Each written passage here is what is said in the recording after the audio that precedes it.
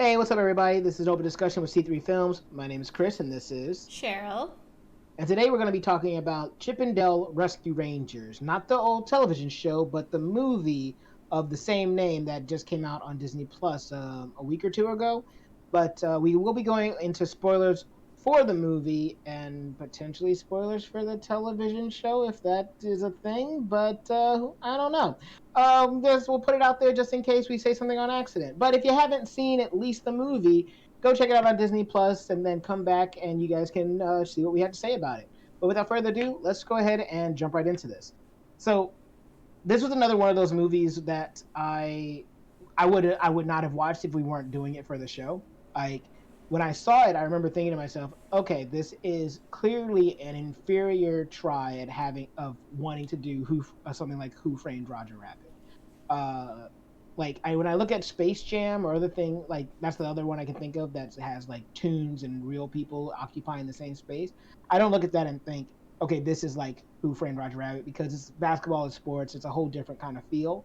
But this is the same type of feel of there's a crime and we have to solve the crime, and you have the tunes living in the real world with actual people. This is a universe where tunes and people are just actors, but everything is real.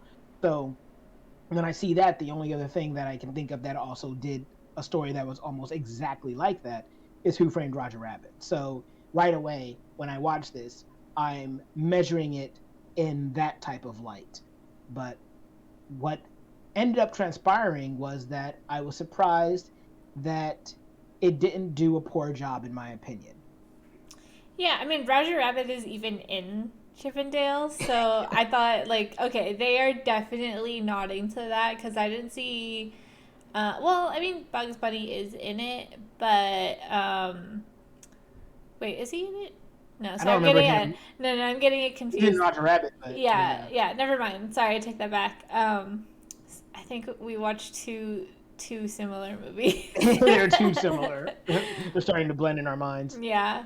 But no, I know for sure there's like a handful of movies that have cartoons mixed in with live action Like characters. like Howard the Um, Duck, but yeah.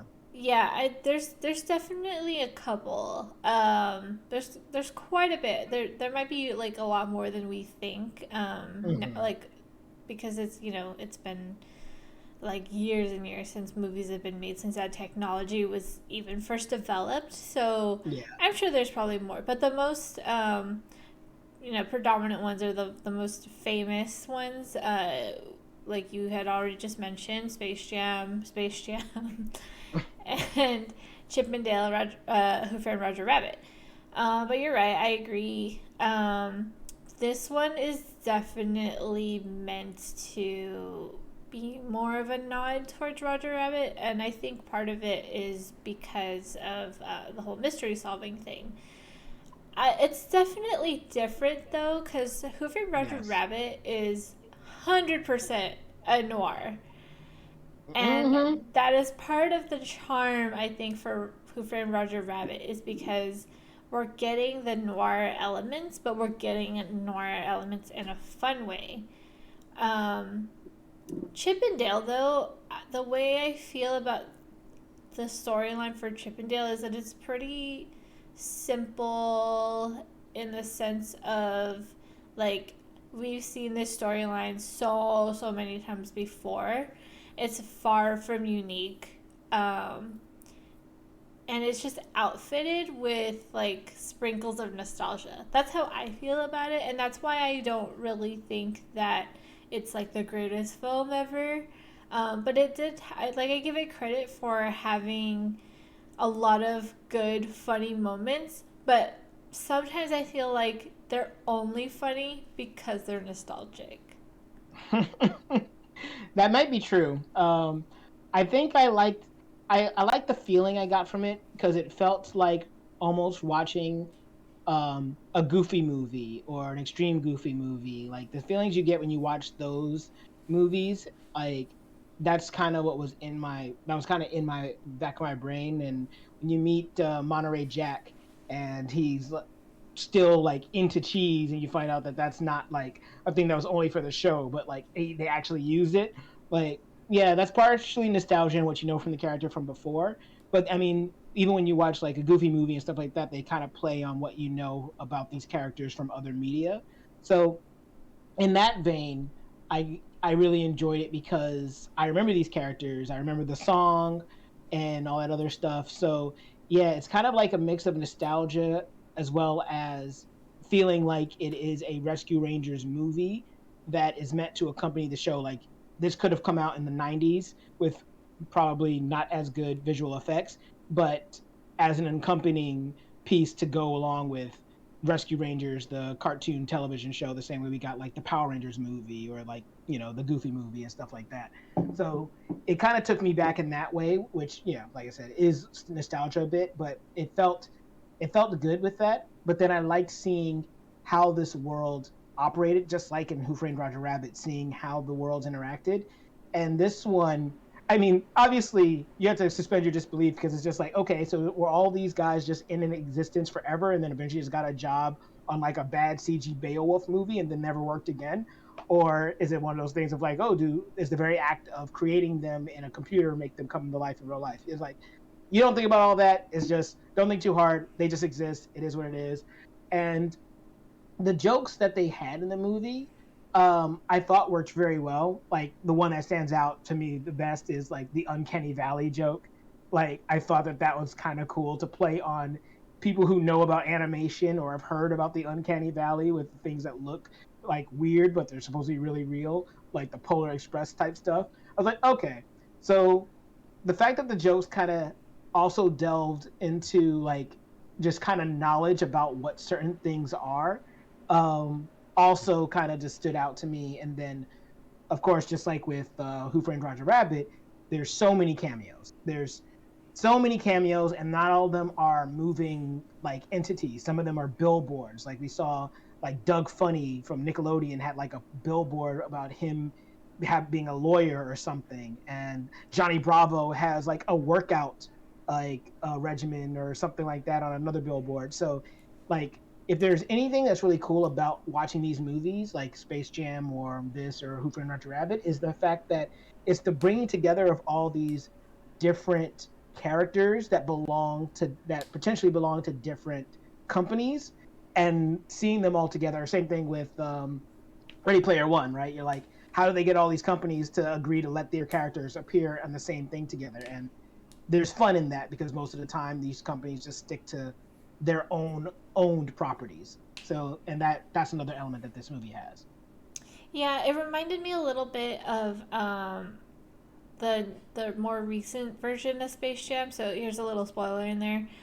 But you know how like they were really rubbing in the all the Warner Brothers things that they Yes. have ever done. So I felt a little bit like that. But I guess like they just had a lot of it at the beginning and a little bit in the middle beginning, and then they kind of just laid off of that a little bit, and then it became more digestible. But it was just a little bit too much for me at the beginning. I think it was just like I didn't know where to look because there were so many Overload. things. Yeah, there was just like a lot going on. But yeah, just like what you were talking about with the Polar Express eyes and stuff like that. I feel like so that's kind of what I meant earlier, where you kind of have to know what Mhm. these things are to like appreciate it. So when you True. strip it down to the bare minimum, it's a kind of a whatever movie, because Right. like you just kind of have to know who all these characters are. But I imagine the target audience is us, and our kids if we have them. But I do think like it really is more for us because we're gonna be the only ones that really get it. I think Right. like Ugly Sonic and like what was the other thing? I can't think of anything else right at the top of my head.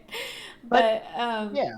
like my parents would never get it because they would be like, I don't know what, like, why is this movie funny?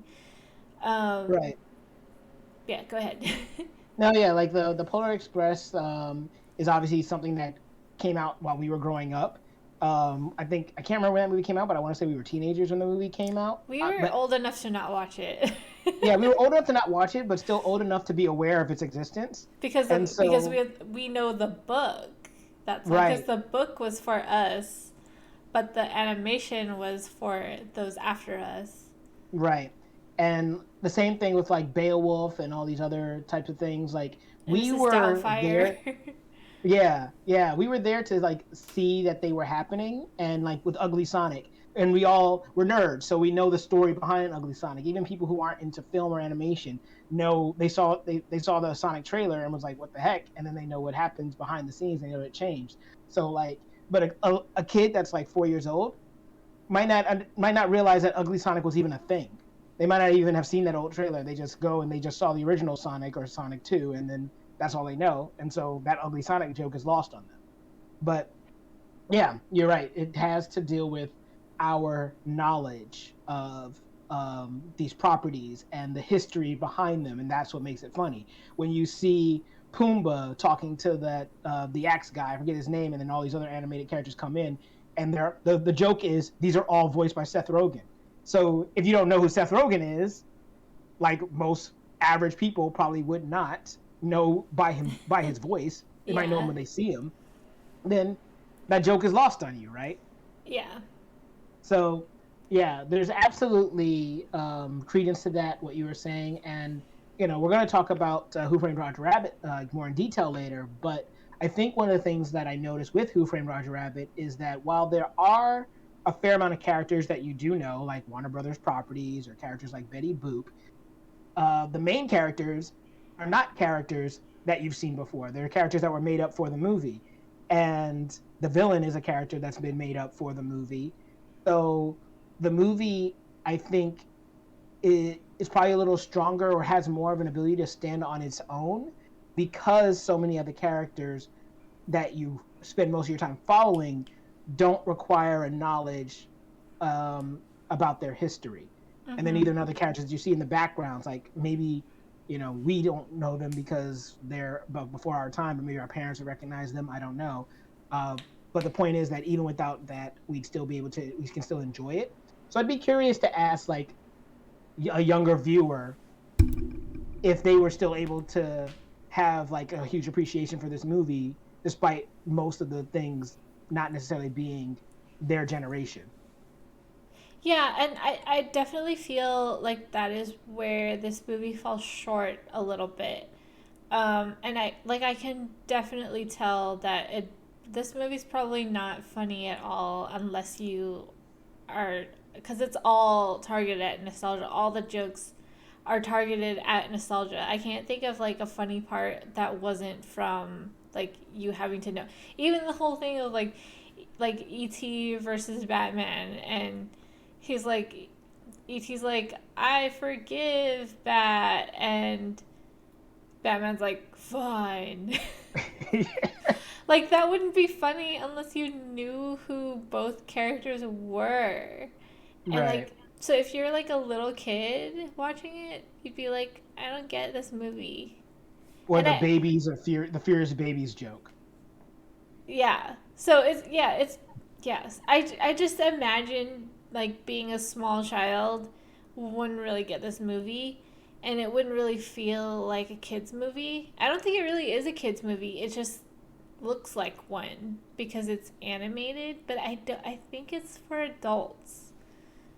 I So think that I think that the jokes and the nostalgia are for are for the adults, but I don't think like the content is necessarily for adults. Like Who Framed Roger Rabbit feels more adult than this. that's definitely Um, adult. yeah, so I wouldn't put it on the same like wavelength as that as far as like the tone and who it's for. But I still think it's intended to be a movie that kids can watch and enjoy. But I think that the content and the nature of what's happening, and even in some ways the acting that you see, it's meant to be kind of kiddish. But I think that the in jokes are meant to be for the adults. Absolutely. Yeah, I mean, we could argue a lot about it, but I just don't think kids would enjoy it. That's all, because I don't think that they do anything for the kids. Maybe like the hitting each other on the head part, like the actual cartoon related Hmm. part. Yeah, that part I could see like the kids liking that, but I can't imagine them being able to like market the sales of Chip and Dale merchandise off of this movie. Probably So, not. yeah. But anyways, moving on to other stuff. I did like the jokes that were for us. So I actually found this movie to be pretty funny, and I really liked it for the nostalgia jokes. I like found myself laughing quite a bit. I started off watching with my boyfriend, but he just kind of was like over it and like left. Like he just wanted to watch it for the ugly Sonic part. Ugly Sonic. Yeah.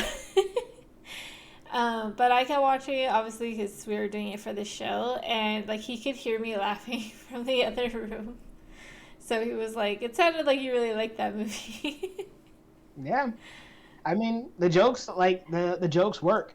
As far as the actual like content of like the story and like the things that happen, like you were saying earlier, it's very simple. You have characters that are going missing. Although I did think that the whole idea of bootlegging was was pretty creative. I did like that. They found a way to. It's like, okay, it's not like death, right? In Who Framed Roger Rabbit, it's like these tunes can die. The guy that's Yeah, doing this is trying to kill them. But this one, it's like they're not dead. it's They're just trafficking. altered, It's trafficking. right? Yeah. So, I like that element of it. I thought that that was pretty creative, and that's something that I absolutely did enjoy. But one of the things that popped in my head earlier when you were talking about how the movie is just kind of like as far as like the simple story or whatnot. I was thinking that the movie knows it itself, which is why they do the whole thing with the police officer, where they're saying, "Oh, well, the police captain being corrupt is cliche, so it shouldn't be the police officer." But then they're like, "Yeah, but because it's cliche, you thought that we wouldn't do it. That's why we did it anyway." And you're just like, "Okay, so you guys are still cliche though." It's self aware. It's definitely self aware because they also mentioned the whole thing about the theme song and how they would like have like a different version of it, even though everyone wants just wants to hear the original. Um, and I actually really liked that. I thought that was funny, but I thought that they would have the original after Hmm. the new version, but they didn't. So I Nope. was a little disappointed with that part. Yeah, I rolled my eyes as soon as they started saying it. I was like, "Oh, dang, they're about to do it. They're about to do exactly the thing that they're saying that they don't want to do." Ah, so lame. Other little elements that I thought were interesting was how Gadget and Zipper got together. And I was like, "That's I wasn't expecting that." And then how Zipper is this elegant Deep voice from the voice. Allstate guy slash the president from 24. I'm like, wow, that's funny. So those elements also were like cool to me. What did you think about Peter Pan being the villain? I think that was spoiled for me. I think somewhere down the line I saw a trailer, so I wasn't shocked Hmm. to see him, but I thought it was I feel indifferent about the choice. Yeah, I don't know why they picked Peter Pan to right. be the mobster guy or like the trafficker or whatever. I think Um, probably because he was the one character that they could think of that would be like super down on his luck. They were like probably trying to think of characters that they could say as a cartoon they would become like evil, and like the boy who's not supposed to grow up who actually does grow up is like, I guess, an obvious choice in their minds maybe. Yeah, I don't know. I thought it was funny though when like he bumps into one of the Lost Boys, but Death's coming for us all. I like how the Lost Boy though is still a boy. Yeah, So I was right. like, how come Peter Pan got old then? Um, Like, I don't think too hard about this world. I know. That.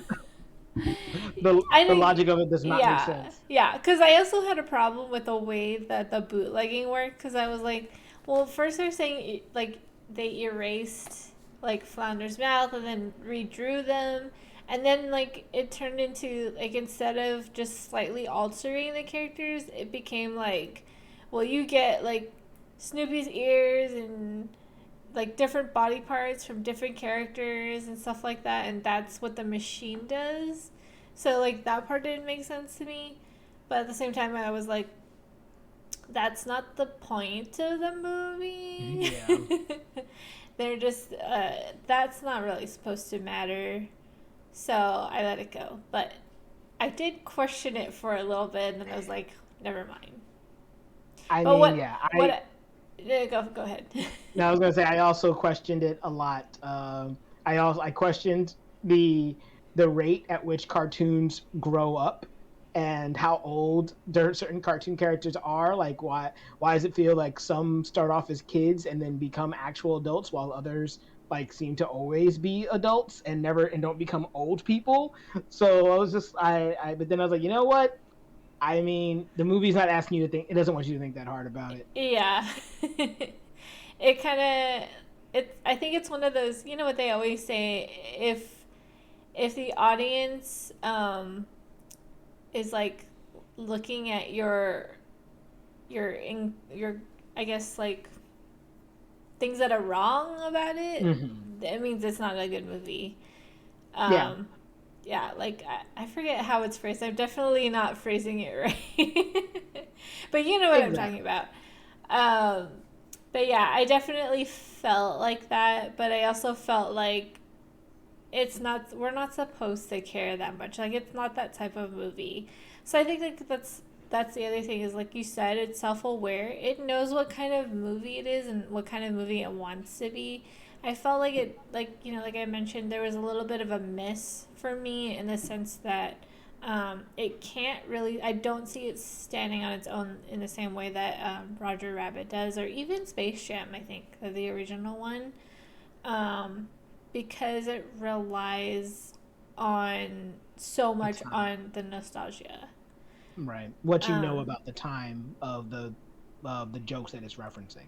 yeah. What I want to know though is why Paul Rudd was in Retro Alley for Ant Man. I was like, that wasn't that long ago. It's not retro, so I don't get why he's there. But I think it's funny that they put him there, like he belonged there because like they're implying that he's washed up. Right. And I thought that was funny. That is funny. It was funny. Yeah, it was funny just to see him in there and then hear him talking about Aunt Man. And Yeah. I was just like, okay, this movie is ridiculous. Some of the other voice cast, or another voice cast that I liked was J.K. Simmons, because J.K. Simmons is awesome in anything.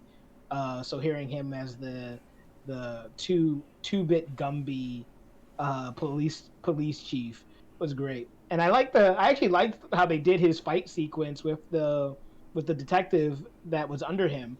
That was I thought that was pretty cool, and that they had some fun with filming that fight. And I was also happy to see her in the role that she was in as like more of a leading figure, even though it's not about her. But she's the most prominent human she's basically the only human we really get to see and talk to throughout the entirety of the movie. So I did I did like her in the role. I will say there were points where her acting made it feel, or maybe it was the dialogue she was given, and that's probably why I was disagreeing a little bit on like it feeling like a kids movie, because her dialogue feels like a kids movie. It does not feel like genuine, or in many ways like this is what people would actually say, but that's probably more about like the script than it is about the actress herself. But it was something that did stand out to me.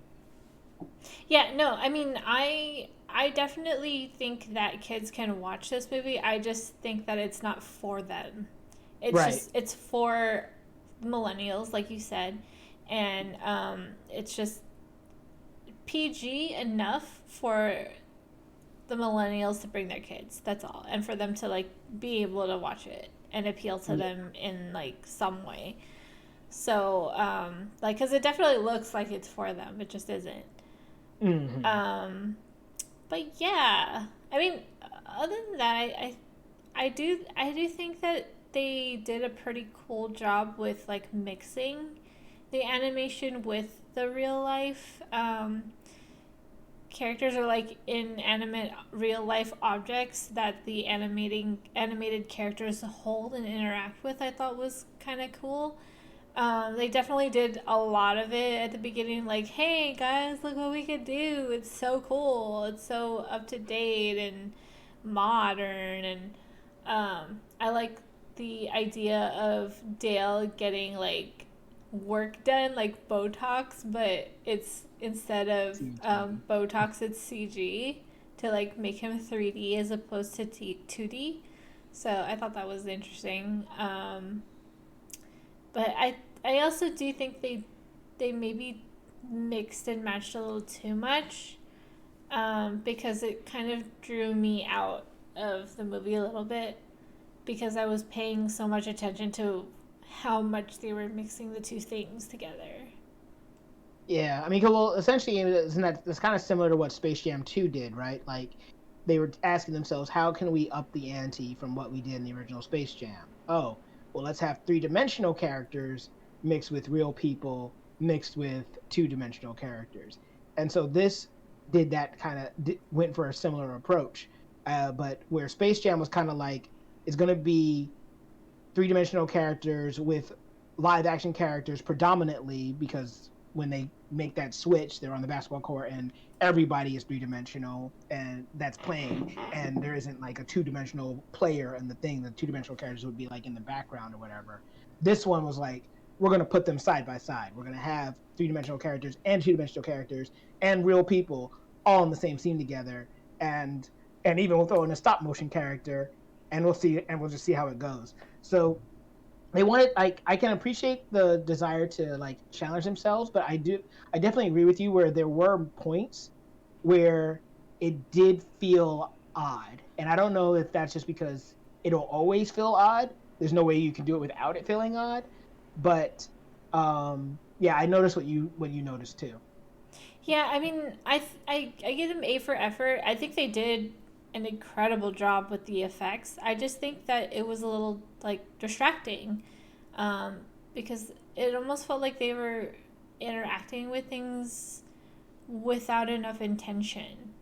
Because the parts where like they were interacting with things, it like it didn't draw me out, because they were actually using those things like the Barbie hair in the sewer, and they were grabbing onto that. Like, that made sense to me, like why they were interacting with it, because they were using it as like a means of trying to like escape. So that stuff, like, yeah, like go ahead, go for it. But then there's these other little things where like they're just picking something up to eat or drink, or like, although I thought the earbuds in Chip's head, the AirPods, I thought that was funny. I thought it was also funny that when he took them out, you just heard heavy metal playing. Yeah. I was like, all right, Chip is into heavy metal. I love it. But yeah, otherwise, I just feel like instead of focusing, like, they just put a lot of focus in certain things that I feel like they didn't need to focus on. Like, just do more with the story, do more with the characters, do more things to appeal story-wise and less with the effects, because we get it, it's cool, you're doing it already, like, we don't need to see that much. Right. So I mean, I guess one of the last big things about the movie is it's kind of built on a backbone of the relationship between Chip and Dale. And how did that relationship feel for you, how it was handled in the movie?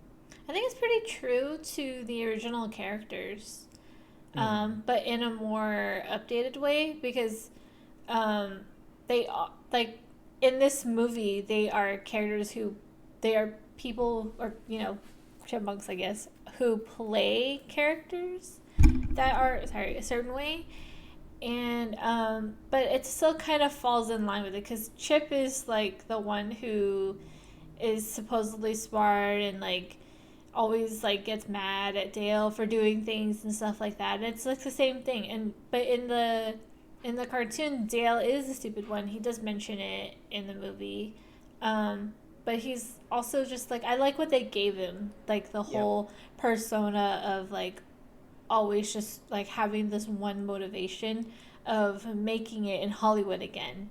And I think that was a good replacement for just being dumb. But then Chip still had his persona of like being the one who just thinks very highly of himself and like kind of arrogant. But he was Mhm. always the one that was like yelling at Dale for being dumb, and that like still stayed true in the film for that character, but just like in a different way, like with a different motivation from the original cartoons. Yeah, I like the fact that Dale actively acknowledged that he did not want to always be the dumb one. Yeah. So I thought that that was pretty cool. I liked what they ended up doing with their relationship, and I wasn't sure I was going to feel about them not having their voices from the actual show, but when you find out that the voices in the show are the voices that they came up with to do the show, I thought to myself, okay, that's actually realistic. Like I could see that. Like you've seen other, people who are voice actors specifically that change their voices specifically for characters. So I could see them being like, hey, chipmunks are cute and they talk like this when they're cute, so let's talk like this. And it makes sense when you put it next to Monterey Jack and Gadget who talk like normal people, right? So even though they're mice and not chipmunks, but point is that still I liked it as a decision, and so therefore like them not having the original voices throughout the movie ended up being like okay, didn't bother me after that, but initially that was one thing I wasn't sure how I was going to react Yeah. It was kind of like Detective Pikachu. to. Yeah. I guess that's another one. You have a lot of, not, you don't have 2D, but you have a lot of three-dimensional things that look 3D interacting with real people. Yeah. But is there anything else you want to say before we get out of here? We run up on time. Uh, no, I mean, the only other thing I wanted to add was I just thought the whole Main Street bit was really funny, and how, like, when they asked for, like, the special cheese, the Muppet, like, kind of became like a dark, like, angry person. He's like, you cops. Right. And his accent changes. I thought that was friggin' hilarious. I think that has to be, like, my favorite part of the movie. It's pretty good. Muppets scare me. They always have. I don't mess with Muppets.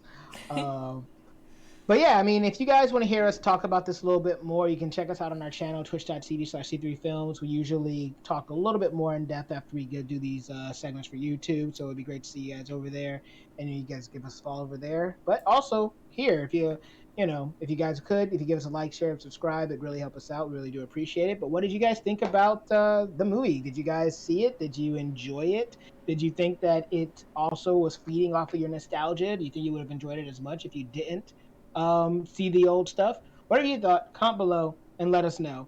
And like I said, if you like, while you're down there, if you guys like, share, subscribe. Even if you don't, though, I have been Chris, and this has been Cheryl, and we'll see you all next time.